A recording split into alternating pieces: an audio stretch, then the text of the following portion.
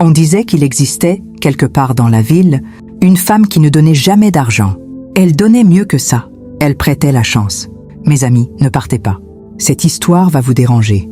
Parce qu'elle parle d'un désir que beaucoup portent en silence. Et du prix réel du succès rapide. Mariam avait 27 ans. Chaque matin, elle installait son petit étal de fruits au bord de la route, là où la poussière collait à la peau, avant même que le soleil ne se lève complètement. Des mangues, des oranges, parfois quelques bananes trop mûres. Elle souriait aux passants, criait les prix, encaissait des pièces froissées. Et chaque soir, elle rentrait avec les pieds en feu, le dos cassé et la même question qui lui rongeait la poitrine. Pourquoi moi? Elle travaillait dur. Elle priait. Elle ne volait personne. Mais la chance ne s'arrêtait jamais chez elle. Autour d'elle, d'autres vendaient moins bien qu'elle. Et pourtant, leur vie changeait. Une amie ouvrait une boutique. Une autre s'achetait une voiture. Une cousine quittait le quartier pour mieux. Mariam regardait tout ça en silence. La nuit, allongée sur son matelas mince, le regard fixé au plafond fissuré. Elle ne voulait pas être riche. Elle voulait juste respirer. Un après-midi étouffant, alors qu'elle comptait ses pièces avec dégoût, une ombre se posa devant son étal. Une femme se tenait là. Pas vieille, pas jeune non plus, bien habillée, trop bien pour ce quartier. Son foulard était impeccable, ses sandales propres et ses yeux. Ses yeux semblaient déjà connaître Mariam. « Tu travailles dur », dit la femme calmement. Mariam hocha la tête, méfiante. Les gens disent souvent ça avant de demander quelque chose. Le travail n'est pas toujours récompensé, ajouta la femme. Mais la chance, elle, peut s'apprendre. Mariam fronça les sourcils. Si vous voulez acheter, prenez. Sinon, la femme sourit, un sourire lent, posé. Je ne viens pas acheter, je viens prêter. Ce mot resta suspendu dans l'air. Prêter.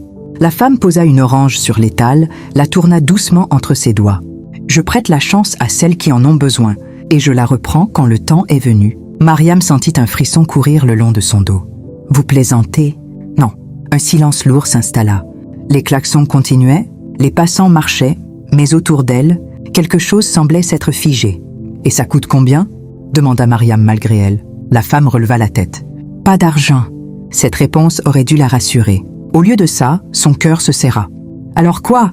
La femme se pencha légèrement en avant. Un jour, je te demanderai quelque chose. Quand ce jour viendra, tu donneras. Sans discuter, Mariam avala sa salive. Et si je refuse? Le sourire de la femme ne disparut pas. Alors la chance s'en va, et elle ne revient jamais. Mariam éclata d'un rire nerveux. C'est une blague. Bien sûr, répondit la femme. Les choses importantes ressemblent toujours à des blagues au début. Elle glissa sa main dans son sac et en sortit une petite carte blanche. Aucun nom, aucun numéro. Juste un mot écrit à la main. Quand tu voudras. La femme la posa sur l'étal, puis s'éloigna sans se retourner. Mariam resta immobile longtemps après. Elle finit par ranger la carte dans sa poche, convaincue qu'elle oublierait cette rencontre avant la tombée de la nuit. Mais le lendemain, quelque chose changea. Un client acheta tout son stock en une seule fois. À midi, une femme élégante lui proposa de lui commander des fruits chaque semaine pour son restaurant.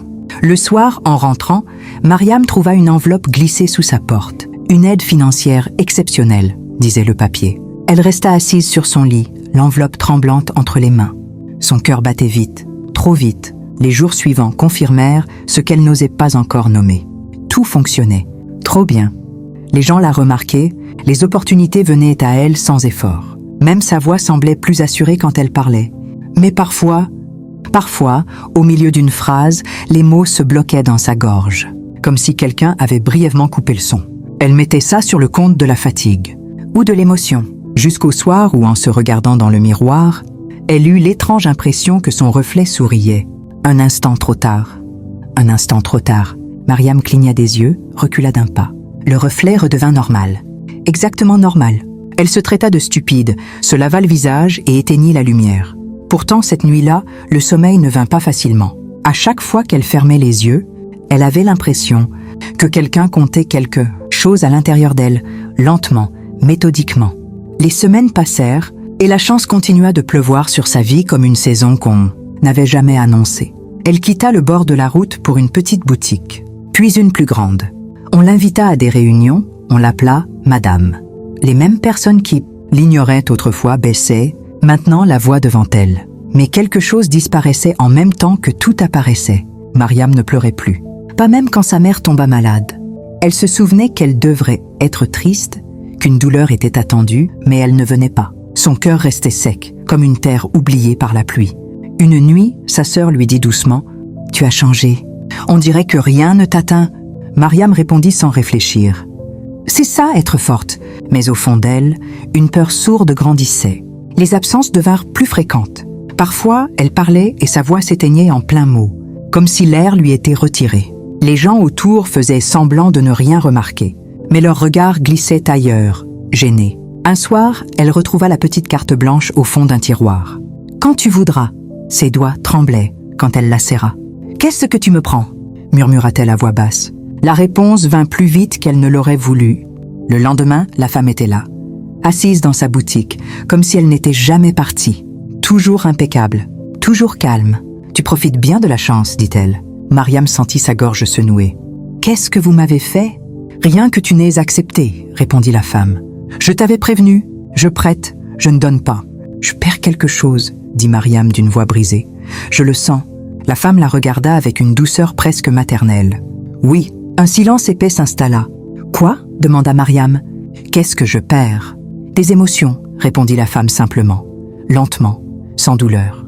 La tristesse d'abord, puis la peur, puis l'amour. Mariam sentit ses jambes faiblir. « Ce n'était pas le marché. »« Il n'y avait pas de marché, » corrigea la femme. « Seulement un prêt. Et maintenant, il est temps de rembourser. » La femme se leva. « Ce soir, je viendrai chercher ce qui reste. »« Je refuse, » cria Mariam. « Reprenez votre chance. » « Je n'en veux plus. » Le sourire de la femme s'effaça pour la première fois. On ne rend pas ce qui a déjà été consommé. Cette nuit-là, Mariam sentit quelque chose se déplacer en elle, comme une main invisible qui fouillait, qui triait, qui emportait. Elle se réveilla en hurlant, incapable de verser une seule larme. Sa poitrine brûlait, mais restait sèche. À l'aube, elle se regarda dans le miroir. Son reflet la fixait, froid, vide. Quand la femme revint, Mariam comprit ce qui était exigé. « Un nom, » dit la femme. « C'est tout. »« Un nom ?» répéta Mariam, la voix tremblante. « Quelqu'un que tu aimes. Prononce-le. Et la chance restera encore un peu. » Les visages défilèrent dans son esprit. Sa mère, sa sœur. Son cœur resta muet. « Et si je refuse ?» murmura-t-elle. La femme pencha la tête. « Alors je prendrai ce qui reste sans douceur. » Mariam ferma les yeux. Sa bouche s'ouvrit. Un nom faillit sortir. Et soudain, quelque chose en elle se réveilla. Une étincelle, faible mais vivante. Elle cria « À mon nom ?» La femme recula, surprise. « Réfléchis bien. Prenez-le, dit Mariam. Prenez mon nom. Mais laissez-les. » Un long silence suivit. Puis la femme sourit, lentement. C'est un paiement rare. Quand tout fut fini, Mariam se retrouva seule dans sa boutique. Les gens entraient, sortaient, sans jamais la regarder vraiment. On l'appelait Madame, puis plus rien. Des mois plus tard, une jeune femme vendait des fruits au bord de la route. Elle travaillait dur, elle souriait. Et parfois, quand le soleil se couchait, elle sentait un vide immense sans savoir pourquoi. Mes amis, souvenez-vous, la chance qu'on emprunte revient toujours chercher son dû. Et parfois, le prix, c'est soi-même. Elle ne se souvenait pas de son nom, mais elle se souvenait de comment vivre. Chaque matin, la jeune femme se levait avant le soleil. Ses gestes étaient simples, précis. Elle installait son étal comme on accomplit un rituel ancien, sans y penser. Les fruits étaient bien alignés, propres, colorés. Les clients passaient, payaient, repartaient. Certains la trouvaient étrangement paisible. D'autres disaient qu'elle avait un regard triste, sans savoir pourquoi. Parfois, une sensation étrange la traversait. Un manque sans visage, comme si quelque chose d'essentiel avait existé, puis s'était retiré en silence. Quand on lui demandait son nom, elle hésitait toujours une seconde de trop. « Appelez-moi comme vous voulez », finissait-elle par dire en souriant. La nuit, elle rêvait rarement. Mais quand cela arrivait, elle voyait une femme élégante, immobile dans l'ombre, tenant une balance invisible. Sur un plateau, des pièces dorées. Sur l'autre, des mots, des visages, des émotions. Elle se réveillait alors avec le cœur serré, incapable de dire ce qu'elle avait perdu, mais certaine d'une chose. Elle avait choisi. Un jour, une jeune vendeuse s'installa non loin d'elle. Fatiguée, frustrée, les yeux pleins de questions. « Tu travailles dur », lui dit la jeune femme en soupirant. La femme sans nom la regarda longuement. Elle sentit un frisson parcourir son dos. Une mémoire ancienne tenta de remonter, puis s'arrêta. « Oui », répondit-elle simplement. Et c'est déjà beaucoup. Au loin, quelqu'un observait la scène. Une silhouette élégante, calme. Ses yeux brillèrent un instant, puis elle détourna le regard. Toutes les âmes ne valent pas la peine d'être reprises. Mes amis, Si cette histoire vous a troublé, ce n'est pas un hasard.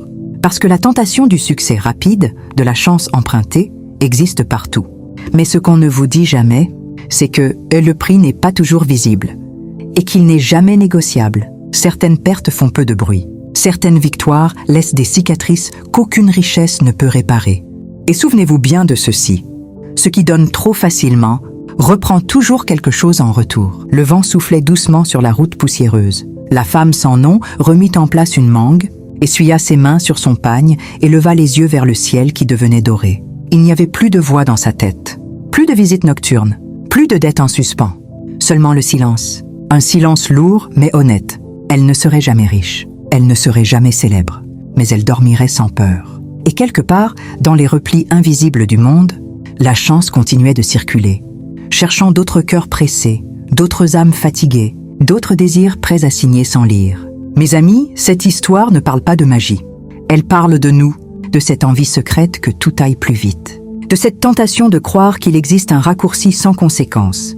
La chance qu'on force n'élève pas, elle échange, et parfois, le plus grand courage, ce n'est pas de réussir, mais de refuser de se perdre. Si cette histoire vous a marqué, regardez bien autour de vous.